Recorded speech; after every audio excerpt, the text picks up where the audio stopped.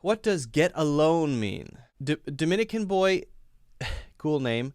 I wonder if you mean either get along or get alone. 3 words, not get alone, but get alone or get along. So which one do you mean?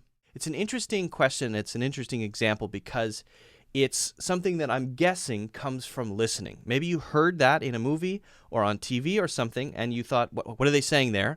And you're making sense out of it. You're saying, okay, how do I put this into several words and try to understand what it means, right? Which is great. You're working on your listening. That's fantastic. It's a great exercise to watch videos and watch movies without subtitles to try to hone or sharpen your ability to listen, right? But then we have to sort of look at what it means. So the first step is to try to write it down. But don't only write down one thing, write down possibilities. One possibility, get alone, G-E-T-A-L-O-N-E. Next possibility, get alone, G-E-T space A space L-O-A-N. Okay?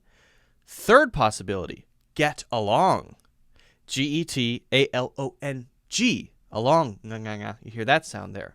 Okay, so then what you do is you search each one. What you'll quickly find is when you search get alone, A-L-O-N-E, you'll find that there isn't a meaning for get alone. It doesn't mean anything. So, okay, cross it out. It can't be that because that doesn't have a meaning. Now, you look at the other two. You research the other two. I recommend using the free dictionary because the free dictionary has definitions of idioms and phrases. So you can search both get along and get alone. Maybe they might not have that one, but you can at least search the word loan, right? L-O-A-N.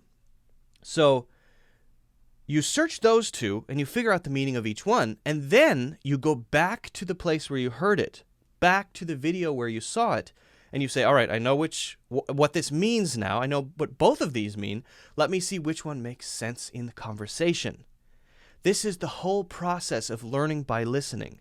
And this is a very, very good way, a very, very good strategy for developing your listening skill, figuring out what things mean in context, in the right situation, and having a better understanding for real English, real used English in real situations, right? A lot of the time people just learn lists, then they have no idea how to use anything that they learn, and it drives me crazy. All right, you know 10,000 things, but you can't use it because you don't know how to use it, because you don't know the context. Almost useless. Almost useless, okay?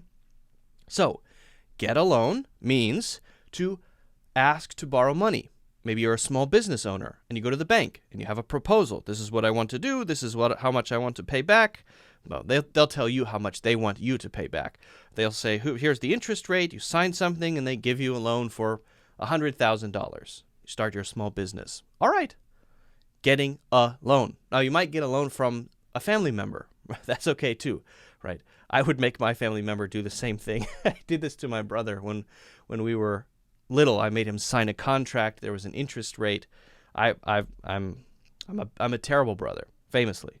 Anyway, that's one meaning. The other meaning of get along means to get on well with someone, to have a good relationship with someone. There's no tension. There's no anger. You just feel good with this person, right? You don't fight with each other. You don't disagree that much.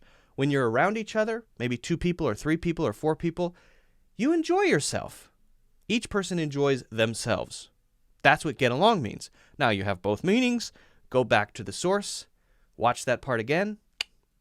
It's either going to be get alone, or get along, and it will be obvious by that time because those are 2 very different things. You should be able to figure it out from the context. All right, so that's the process. If you use that process when you're watching videos online or watching movies, you will absolutely improve your listening and your knowledge of words and phrases.